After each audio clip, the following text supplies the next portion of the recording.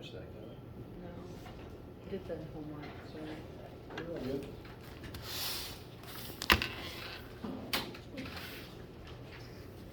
I think I gotta do these things. How's everyone feeling? Good. Here. Main thing for this week is test 2. I've already said this every single day for the past couple of weeks, but I'll repeat it anyway. Test will begin this afternoon. Like last time, you'll take it during lab period. You should come to any of Monday, Wednesday, or Friday during lab time to take the test. It doesn't have to be your normal lab day. I just appreciate an email ahead of time if you switch sections so that I just have head counts. Main goals for today are, and also lecture for the rest of the week, is reviewing for said test. I plan to look over the concept list that I posted, and you can also look over the practice test and also look at any homeworks that you guys have been working on as part of your studying. Basically, if it's on your mind, I want to know about it, we can talk about it. The rest of the week will be similarly dedicated to study. If at any point no one has any more questions, I will probably start rambling about how electricity works.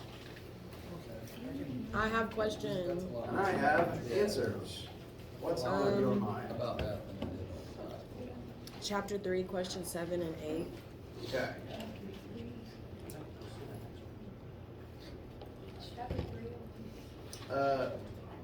I will absolutely talk about your question.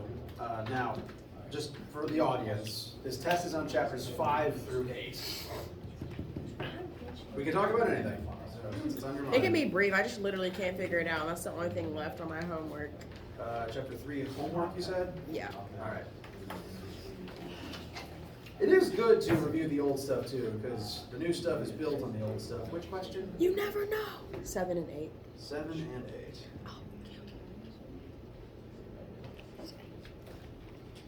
Are these both gravity questions?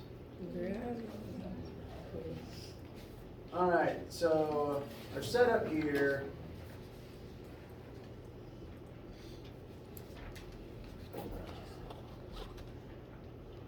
Supervillains are going to try to move the moon. They need to exert a force on the moon equal to blank. They plan to accomplish this by placing a black hole X distance from the moon, letting gravitational force act. What does the mass of the black hole need to be for this thing to succeed? The mass of the moon is blank. So this is a universal law of gravitation question.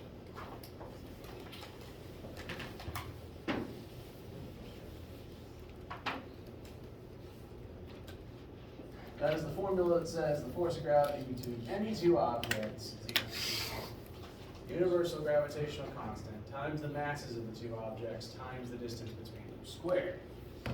And in order to move the moon, they need to exert this much force on its mass.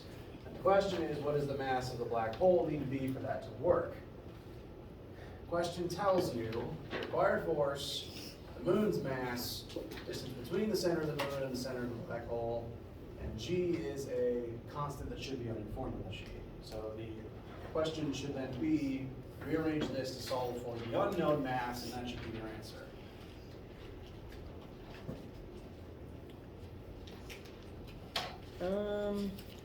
Okay, so gravity is 6.67 times 10 to the negative 11th. Yes. But I have it all written out and I'm plugging it in. It's just not computing. I don't know. I may have to look at your work later. Yeah. Did you convert kilometers into meters? I don't know if that is converted or not. Kilometers into meters. What would 539 kilometers be into meters? 539? Yeah. Oh. Multiplied by 1,000, 539,000. So kilometers into meters is just times 1,000. Yes. Related question? Different. Can we talk about it after class? Yeah, absolutely. I can look over your work. And assume, I think 8 is also Yeah, so this is A. Gravitational force acts on all objects proportionate to the mass, neglecting air existence. Why don't heavy objects fall faster than lighter ones? Oh wait, that's not ISM 8. Oh.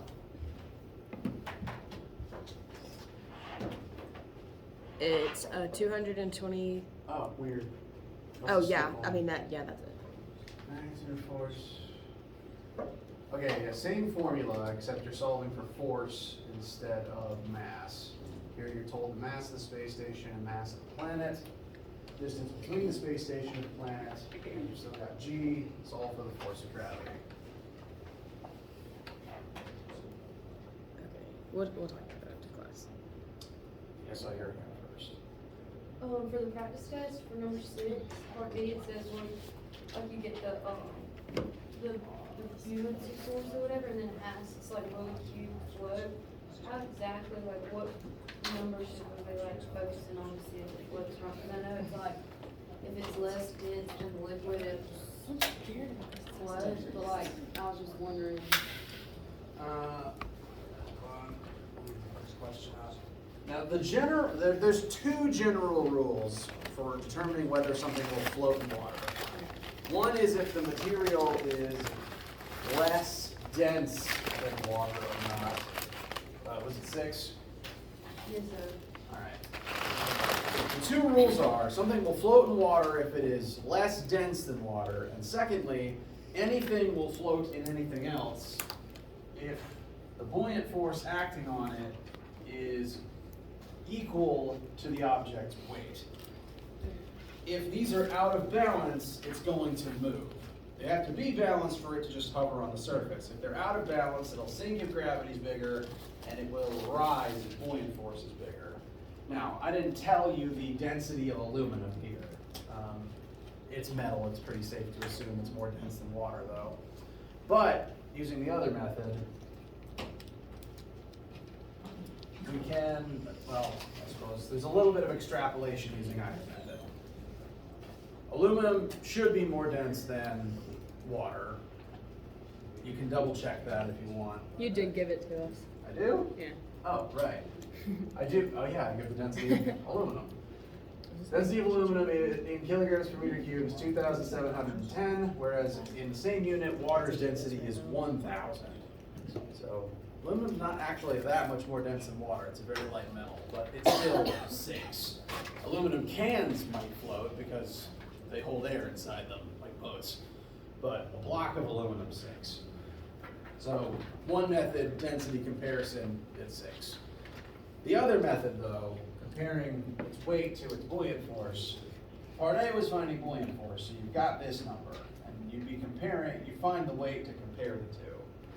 I don't outright tell you the mass of the cube to calculate its weight, but I do tell you its density and its volume.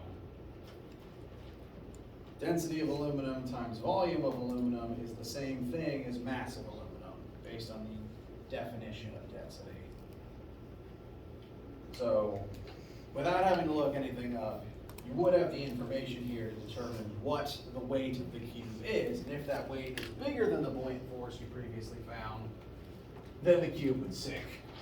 And I think the aluminum fails both tests here. It weighs more than the buoyant force, and also it is more dense than water. Does that help? Okay. I guess I'll hear you next, actually. You're up next. Yeah. Let's see. I think it's chapter.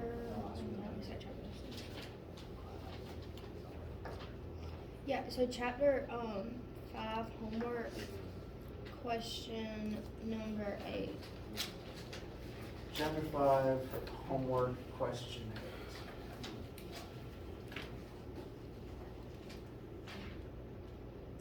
8. I think out of this entire class, this is one of the 2 questions I've been asked about most. And that's an observation on my part. It's not a problem. I find it interesting.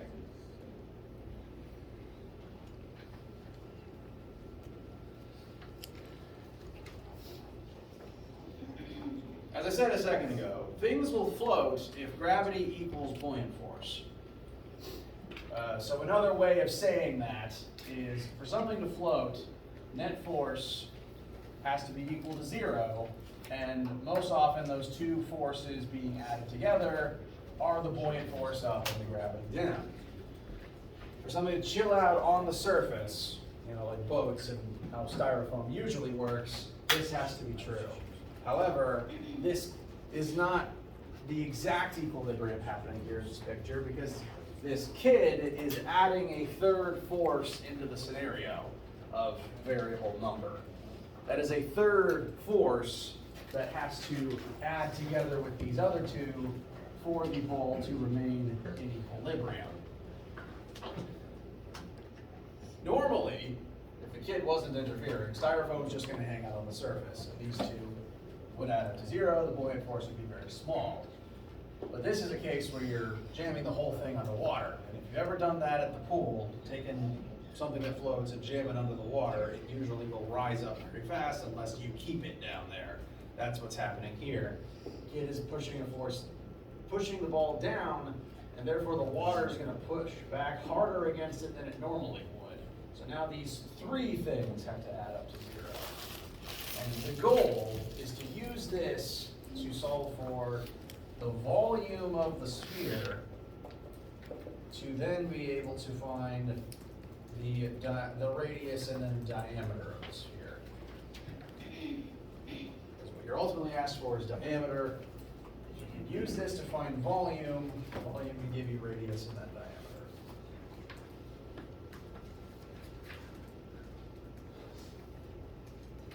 So here's where I would recommend starting. Here's where it needs to go.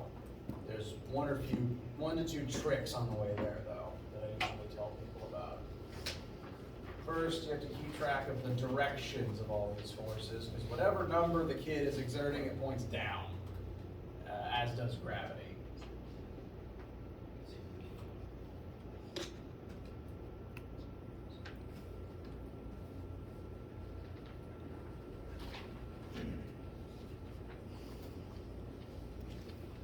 So you have this number, it just needs to be made negative. So that's one of the three forces. Next is the buoyant force, which depends on the density of water, the volume of the ball, and G, the volume of the ball, is what you're after. Next is force of gravity, which would be the mass of the ball times G, and it needs to end up being negative so that it's in the same direction as the force the kid exerts. The only positive force here is buoyant force up.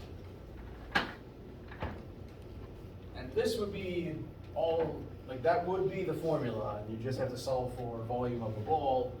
If you knew what the ball's mass was, that 1m turn is currently an unknown because the question just doesn't mention it at all. It doesn't give you the mass of the styrofoam, it just gives you the density of water and separately the density of styrofoam. So, kind of like what I said a second ago, we have to pull a slight trick in order to assume what the mass of the ball is. So before one can fully finish this, solving for volume of ball, you have to substitute the mass of the ball for variables that you either have or want.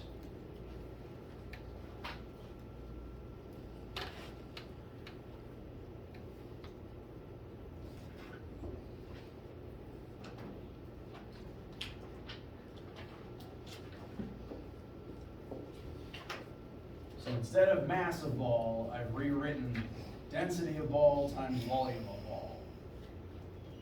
Note that these two terms now look very similar to one another, but they have different densities in them.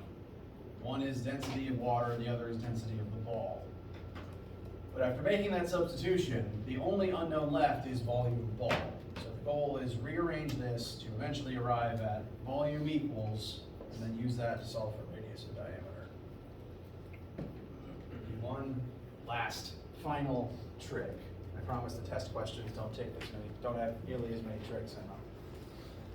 Because you were given the densities in grams per centimeter cubed, I find it more helpful to turn that into kilograms per meter cubed, which is just to say multiply them by 1,000 before you use them. So the density of water should be 1,000, the density of styrofoam would be 95. And that way your answer comes out in the right units without having to think about it. And I'm gonna leave that over there for now. Does that help right now? That does. Yes, sir. Next. Okay, so here. I don't know if we have any more problems like that, but could we go over another buoyancy problem? Because I felt like I had the most trouble with it. Let's see. Let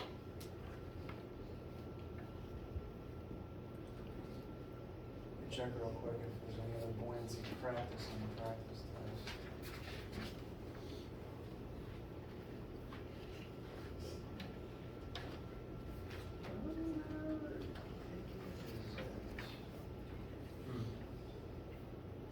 That's supposed to say current. Whoops.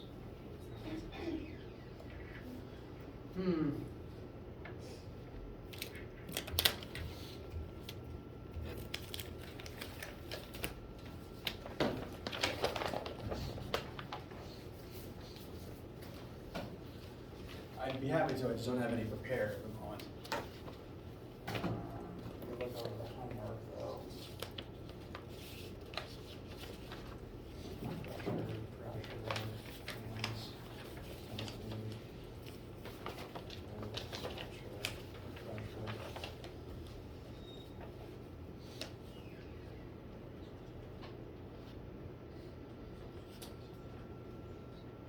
I might have to come back to that, just because I don't have anything prepared.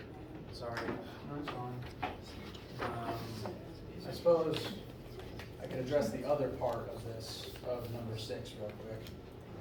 Solid cube of aluminum has sides of length 1 meter. The cube is completely submerged in water. The density of aluminum is blank. Then what? Then what is the buoyant force acting on it? We can work that one through. That'll help.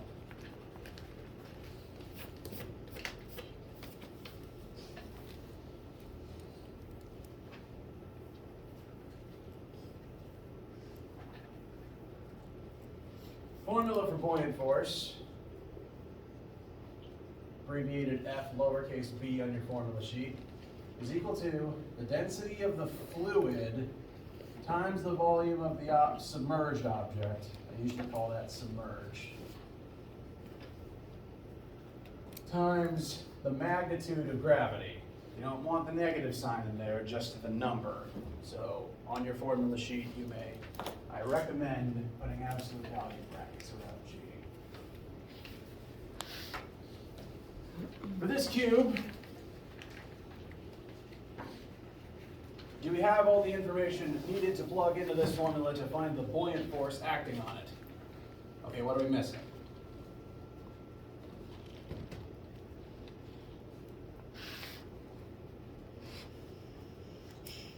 We don't have the volume and we don't have the, we can find gravity, same, right? That's right, because G is still just 9.8. We don't even care about the negative sign, it's just gonna be 9.8. We need to figure out something for volume, and we also need to figure out which density needs to go in there. So I'll address those in the order that they're written. First, this one wants density of the fluid, not density of the metal. That's because the fluid is what is creating the buoyant force. Therefore, the density of aluminum is not what we want. What we want here is the density of water, which is, I assume it as a known constant. If you need that for a question, I will make sure you have it. I apologize, I didn't write it here. So, density of water, that's the fluid. Aluminum is not a fluid on Earth most of the time. Next, volume submerged. We weren't necessarily told the volume of the cube, however, we were told that it is a perfect cube that is 1 by 1 by 1. Therefore, its volume should be 1 times 1 times 1, which is 1 meter cubed. I will write in meter cubed though, to make that clear that it is a slightly different unit. And then the magnitude of G comes last.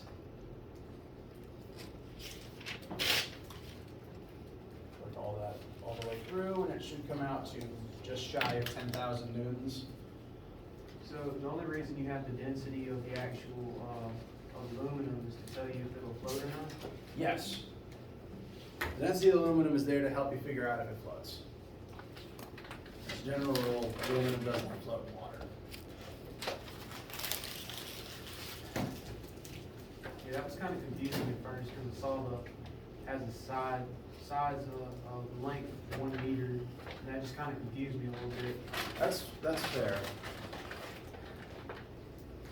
Yeah, perfect cubes, the volume is length by width by height.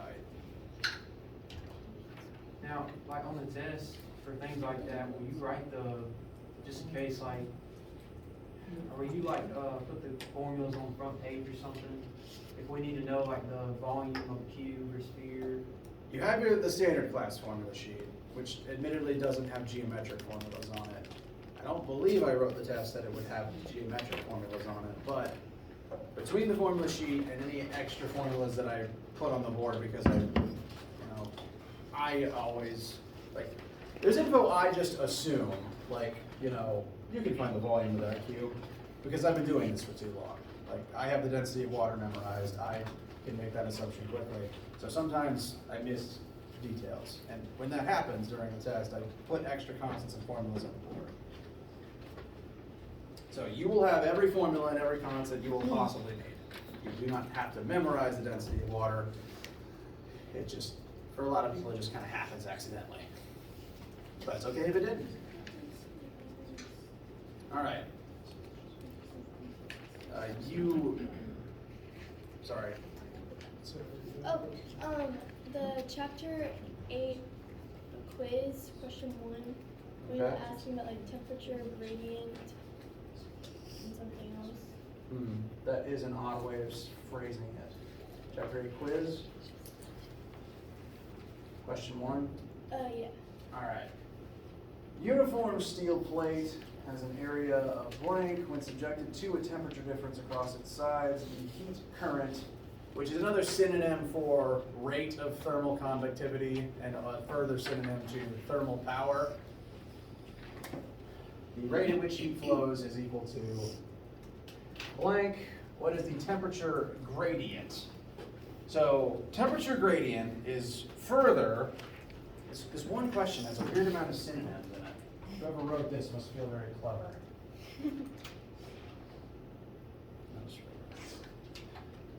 I'm going to write up the formula for thermal conductivity, the last one we talked about. Thermal power equals K times A times the difference between temp hot and temp cold over L. Temperature gradient refers to this piece. The difference in temperature across both sides of the object. The question doesn't give you enough information to outright know the temperature on either side, but you can solve for what this batch of parentheses should be. You don't have temp hot or temp cold, but you can still solve the difference between them. And that difference is the gradient, the difference of temperatures across the two sides of this steel plate. So what the first part is asking you for is to solve for TH minus TC equals blank. I rewrote the formula so it'd be L, the length or times power over K times A to solve for the TH minus TC. So what would I do? Is that what you had? Yeah. Okay. Is that? Yes, that should be it. And then I got, my number was 25.91. So what, that's like the, yeah, I don't think that's right. Don't you have to put the heat current equal to the conductivity of the steel times the difference of the plate? You have to like set it equal. This is the basic formula. The goal is to solve for TH minus TC. Right. Sounds like you guys did the algebra to send everything over to the other side that wasn't this, and that's what this part is. So this is just rearranging it before putting numbers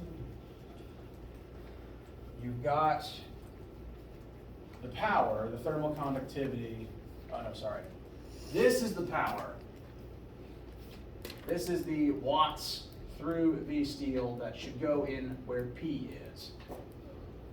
Then this is how thick the plate is, so that's L. This is the area of the plate, so that's A. And this is the conductivity of steel, that is K. What's the difference between temperature gradient and temperature difference? Those are synonyms. So then shouldn't our answers be the same? Because it's asking for temperature gradients and, Wait, what? Once you find the gradient, you have to divide it by, I think it's the steel plate Oh, area. no. Oh. This is what happens when,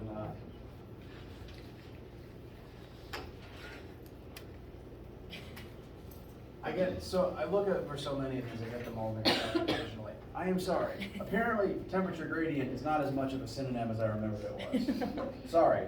What I've been describing is part B. Sorry. What I've been describing is part B. The gradient, let me scroll over and check the units on that answer.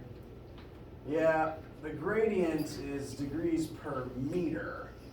So, this is the answer to the second part, which I think you were trying to tell me. This is the answer to the second part. I apologize. The first part wants to know difference over thickness, which means that the first part, you wouldn't send L over. You'd keep it in the denominator. And you would solve for temp difference over L. And then this whole thing, no additional algebra, is the answer to part A.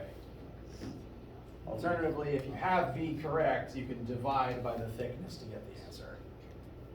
So that explains the scale of your answer. You said that this was about 25, I think? Yeah. And then dividing it by a tiny number would make it a bigger number. Okay. So, I take it back. Gradient is not a synonym to the temperature gap across the both sides. I apologize. That vocab word is not on the test. Does that address your concerns for right now? Yeah. Okay. Thank you. Could you explain that first part again? Because I understood the bottom part, that top equation you wrote, where you sent K and area over under P, that's what's confusing me. So, in terms of the algebra, this is the original formula.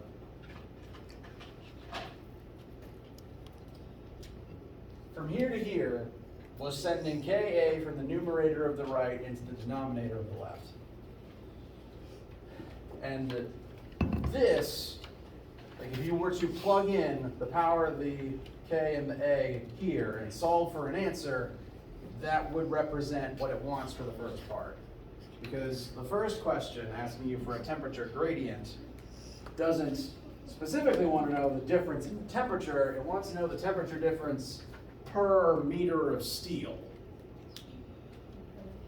Which, again, in retrospect, I'd have preferred to edit that part out, because I look at too many of these and sometimes the vocab words slip through. Because I know what they mean, or they, sorry, I was caught off guard by this one.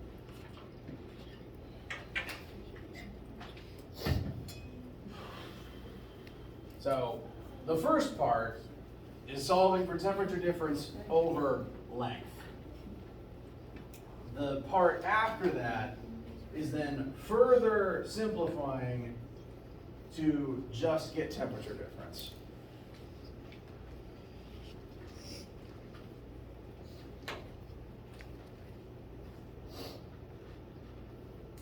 Did that help at all? Okay, that's fair. Temperature gradient is not a thing you have to actually worry about. This is a vocab word that slipped by when I was putting homework together. I apologize. I'd honestly say, if it wouldn't cost people points, I'd probably go in and tear this part of the question out if I was re-editing this assignment. I think the bottom part's a good question. This first one, test does not have that vocab word, this requirement on So as long as you understand the bottom part, that's all you need. Go for now. Number 12 on the review sheet, part B, I'm confused about. I looked on the answers and Yes, it's the this big is- long thing. This is, 12B is one that I tweaked slightly. 12A is the same, but 12B I changed from a previous practice test. And the answer key that's currently there is the old one. I haven't uploaded the tweak yet. And I apologize for that. That means that you need to know the answer to 12B, which we can talk about. That's still there. 12A wants to know the height of air that creates surface level air pressure. Part B asks how much force does this air exert on a cat with a surface area of 8,000 centimeters cubed. This is, I feel, similar to the stacks of paper on someone's back question from way back when. The formula to use here, that's blessing.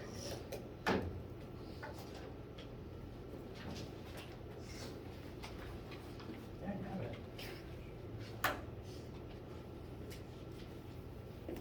Drag have it.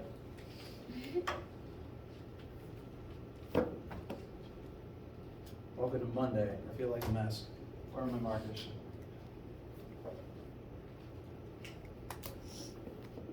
There we go. The definition of pressure, pressure equals force over area. The part B is asking about how much force does the normal air pressure exert on a cat with this surface area. So the things to plug in are the number for standard air pressure, solving for force. The trick is making sure you plug in the right area. Because we don't care for centimeters cubed around here, we want ideally meters cubed. And that means I have to take 8,000 centimeters cubed. We got 100 centimeters is 1 meter. And then we need to do this conversion 3 times, because it's centimeters cubed. Centimeters times centimeters times centimeters.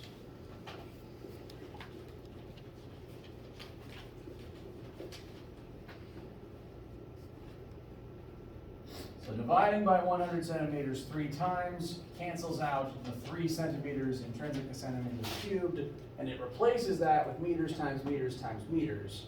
And that would successfully convert this unit into 0.008 meters cubed. In terms of meters cubed, cats do not have a whole lot of surface area.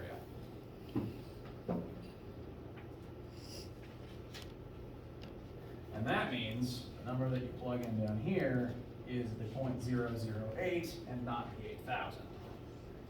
If you plug in 8,000, you will get a very large amount of force pressing on the cat, which does not sound fun. Even still, doing this, you'll still get a pretty big answer because of the generally high amounts of force that the air is already exerting on all of us all the time that we just are used to and ignore. And that is true of cats.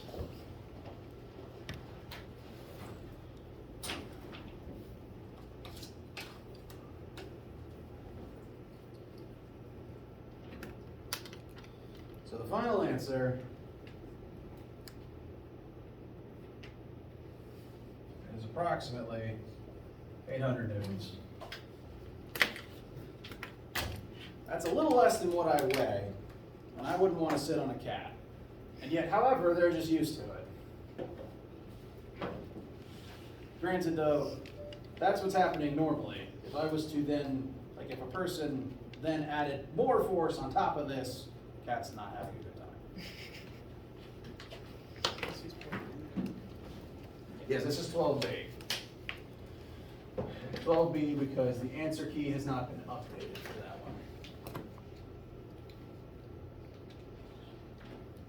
one. Yes. Can I go back to that quiz question? For inputting my answer, one of the, it's area is meters squared. So do I need to multiply that? No, the formula is designed for meters squared. Okay.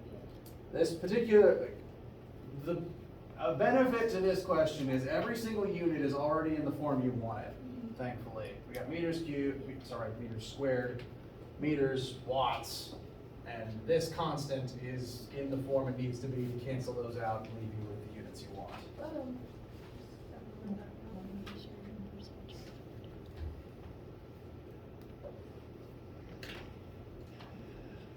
How you guys feeling? All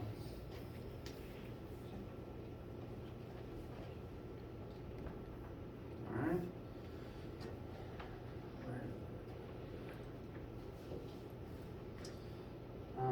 I like to, before a test is administered, briefly look over the concept list that I post for each one.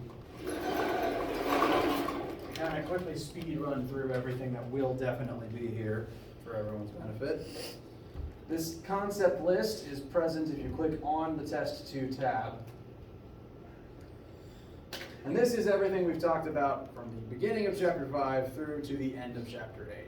So, speed running through these concepts. First, the notion of pressure. Pressure equals force over area. It's the idea that if you exert force over an area, we call that pressure. And we've learned that pressure is pretty much acting on everything all the time because you are always submerged in fluid that is pressing inwards on your surface area. Definition of pressure, though, is just the force over area formula. That pressure is affected by the density of the materials creating it. So definition of density is mass over volume. It's how much matter is jammed inside of a certain space of an object. These things go on to inform pressure at depth. That refers to a lot of formulas on board right now. Pressure at depth refers to this formula. If you are submerged H meters deep in a fluid, that's not supposed to be M, isn't it? That's supposed to be density. Sorry. If you are submerged H meters deep in a fluid of density rho, times G, then that fluid will create a certain amount of pressure on you. And this is one reason why pressure rises when you go deeper underwater. That's a greater height of water above your head. And air pressure is created by the height of air above our heads, which is the entire width of the atmosphere. That next concept was buoyant force. The idea that if you are submerged in a fluid, the fluid is pushing up on you to try to push you back out of the way. That's what the Archimedes principle part of this line says. The idea that if you put something underwater, that object pushes water out of the way and the water level rises, and that water is then going to push back and up on the object to try to eject it back out of the water to take its space back. So, Archimedes' principle part of this refers to the taking up space and the water pushing back. The force it pushes back with is the buoyant force, which pushes up. And things float if buoyant force is equal to gravity. They sink if gravity is bigger, it rises if buoyant force is bigger. The formula for that depends on, it's written over here, isn't it? Density of the fluid, not the solid, but the fluid, and the volume of the solid object that is submerged. The object is not completely under the water, only the part of it that is under the water matters. Next is Pascal's principle and the continuity equation. Those refer to this pair on your formula sheet. Force 1, area 1 equals, go backwards. 1 equals force to area 2. And likewise, area 1, V1 equals area 2, V2. So those two lines refer to these two equations, which say that the pressure exerted on one side of a fluid system is equal to the pressure on the other side of it, but different areas of fluid on either side will exert different forces on either side, like the hydraulic car shop lift that we looked at as a picture. Related principle, the flow rate of a liquid changes throughout a system based on the area of the pipe it is able to flow through. If you constrict a pipe so that the liquid has less room to flow, it flows faster to try to get out of the cramped area. And that is the chapter 5-6 section of the test, everything to do with pressure and fluid dynamics. The rest of this list, which is more terms, is the chapter 7 and 8 heat and thermo stuff.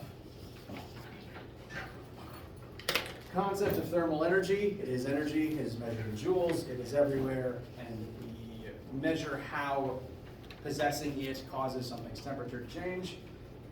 Things are in thermal equilibrium if they are the same temperature. Note the temperature scales and be able to convert between them. We like Kelvin, but Celsius is also acceptable.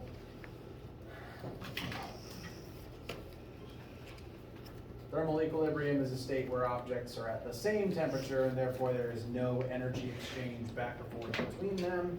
If two things are touching that are different temperatures, heat is going to flow from hot to cold via one of these methods of heat transfer: conduction through physical contact, convection through a fluid medium, and radiation by giving off energy as light and other forms of electromagnetic radiation.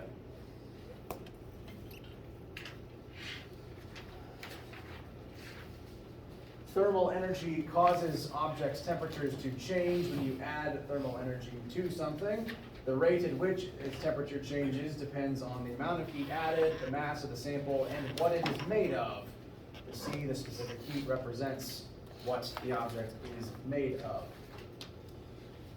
Discuss the laws of thermodynamics. There is technically 4 of them. You do have to be able to pick them out of a list, but you do not have to recite them from memory. To briefly review, the 4 laws in order are zeroth. If A equals B and B equals C, then A equals C in terms of temperature. First law is the law of conservation of energy, neither created nor destroyed.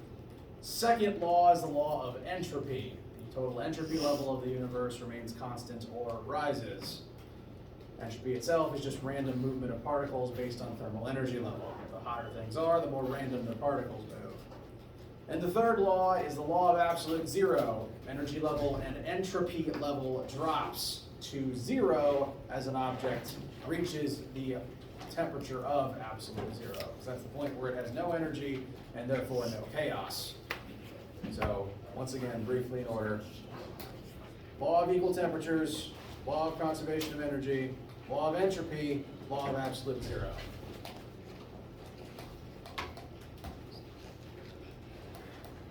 Those laws go on to inform conservation of energy, the idea that if you give energy to something, it will use some of it to do work, but some of it will remain behind inside the object, pointlessly making it warm, contributing to entropy levels in the universe. And the rate at which, or the comparison of energy gained to energy used, tells us the efficiency of the machine or process that is using that energy. The more efficient something is, the closer these two numbers are. It's able to use more of the energy that it acquires, whereas if it's very low efficiency, W will be much, much smaller than Q.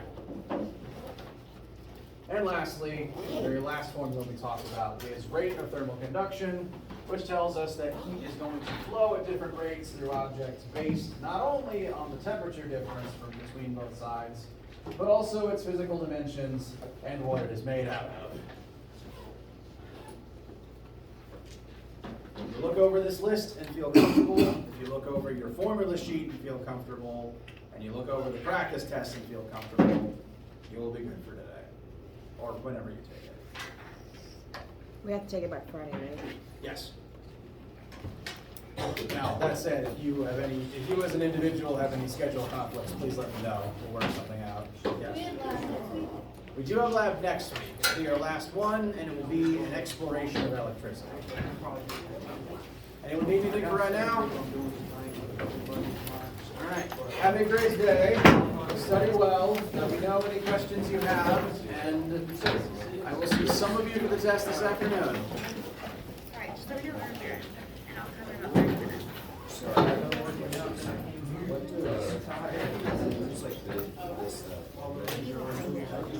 See ya today. Let me try to find a good picture.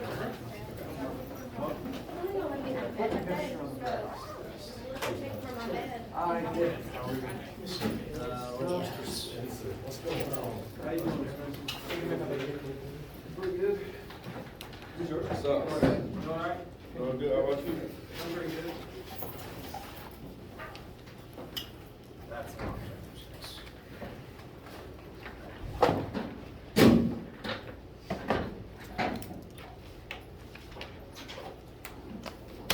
still the wrong exercise. So, I thought they weren't doing this study here tomorrow. Are they? I have no They idea. wrote something up on the board last week. I mean, I thought that said that last week's was canceled. I don't know if this was. Are they doing it this week? Hmm? Are they doing it this week? I don't know. I do not know. I haven't Because spoken. to Caleb them said about he it. was going, and I was like, well, I'll go too, but I didn't know if they were having it, so. Where they be at? Well, like in this room right here, Oh, okay. yeah. I know, Nick Cook and they're gonna try and meet up at like 4:15 up at the library and probably study. And I was gonna go study with them, cause I'm like, you know what? I ain't trying to fail this test, so you know, I'm gonna do the best I can, study with whoever, so.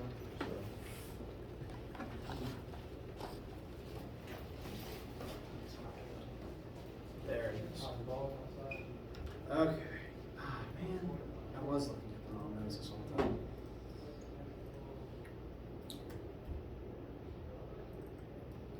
There we go. All this to try to find one picture. All right. Do you remember this image? Yes. All right. So what that formula says is that it's a little tricky to envision because it kind of requires thinking about it three-dimensionally. But on each side of this reservoir, the surface of the liquid would have a specific 2D surface area. And you press down on it with a piston that is the same size because you don't want the water to squeeze up past it. Right. The flat area of that piston, same area as the water's surface, if you exert force down on it, you are going to literally be pushing the water down. And that force over that area creates a certain pressure. That pressure is going to cause the water to flow over to the other side, and then it's going to exert a different force on the different area of the piston over here. Okay. So it's the same pressure across the both sides, but the same pressure can exert different forces based on different surface areas. Okay. And we utilize this to basically multiply the force on this side compared to the other. You could this would be like pumping a brake pedal, and on the other side it causes the car to jack up slowly. Okay, that makes sense. And then the other thing is what is this last problem? I omitted that. Okay, perfect. All right, thank you. You're welcome. Oh, you did? Yeah, you don't, that very last long one, you won't require. So Bernoulli's equation? Yeah. Figured the one thing to cut for time would be the one that looks scariest. That's very scary. It's really just regurgitating previous ideas anyway.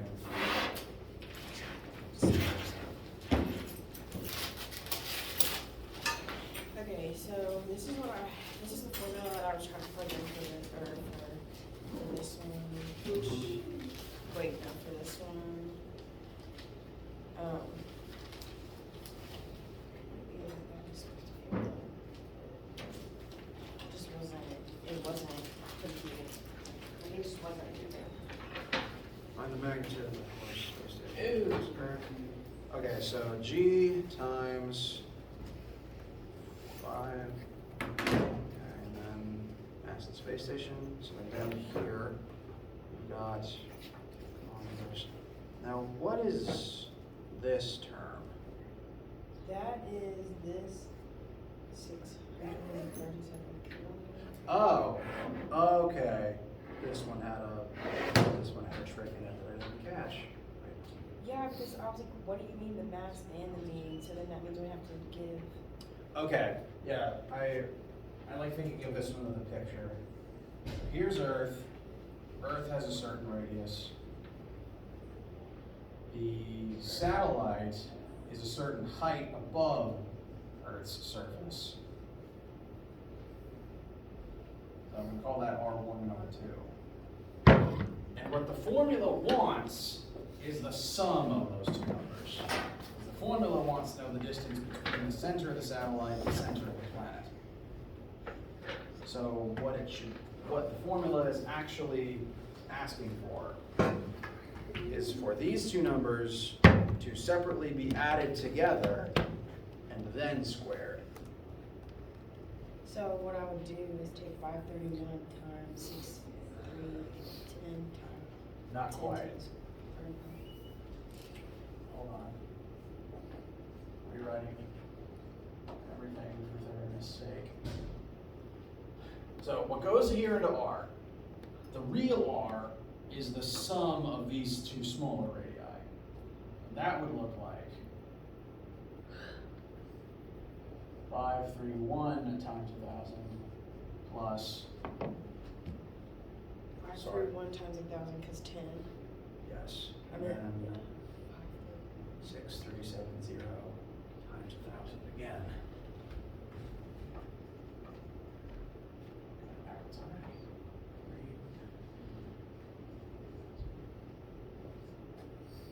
So rather than writing in the times 10 to though, I just wrote out full numbers. So this is height above the ground. This is the radius of the planet. They're being added to each other. And then after that addition, Added, not you square the result. Added, not multiplied. Squared is 3. Squared is 2. So where's the 3? And what's the 3 for? Those threes that you had were part of the converting from kilometers into meters. So then this number would be times 10 squared. No. What I've got here has already converted them into meters. They need to be added together and then parentheses around the whole thing and then square the whole thing. Because these added together is R, and the formula wants R squared. Okay. Okay. So after I plug this in, this should be. Correct. So I was just PEMDASing wrong. PEMDASing. A little bit, yes. PEMDAS issue, and also my cursory glance in the middle of lecture, I didn't pick up this is the picture. I mean, oh, I don't know. When I looked over it quickly, I didn't actually catch that detail, so I apologize. Okay. And then this question, which I don't think I wrote it out, so maybe I'll ask this Wednesday after I write the formula out. So. Okay, thank you. You're welcome. You know? Hey, Calliston. Yes. I'm gonna show you what I was not gonna come to class today, Bye, but then. then I forced myself to because I think I'll go to class if I go get McDonald's. So, I've burned myself. I know, I'm just really getting burnt out. I think I have like senioritis. Oh my gosh. That's cool. I swear, every term, I think someone has this problem. I never remember what the solution is. It may be a math. Okay. So, I mean, how should I go about that? Researching. Is that cheese not working? What? Is it a cheese not working? No, it's, McMullen. Oh, yeah, that. You Yeah, have to go on, Google. You can't use the phone. Okay. Oh, maybe a certain browser on a certain operating system. I really need to, because I don't use Macs. This problem comes up and I think, oh, that's a Mac quirk. Fix it, and then I never think about it again.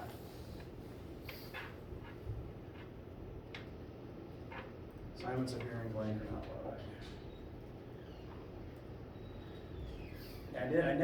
I looked through my email for the previous, help desk attempts that I filed, never found anything. You told me just to do Google and it worked. Really? Okay.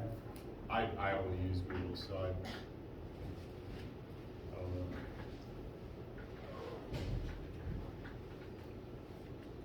know. There's also clearing your browser cache. It's, so you're using Chrome, you said?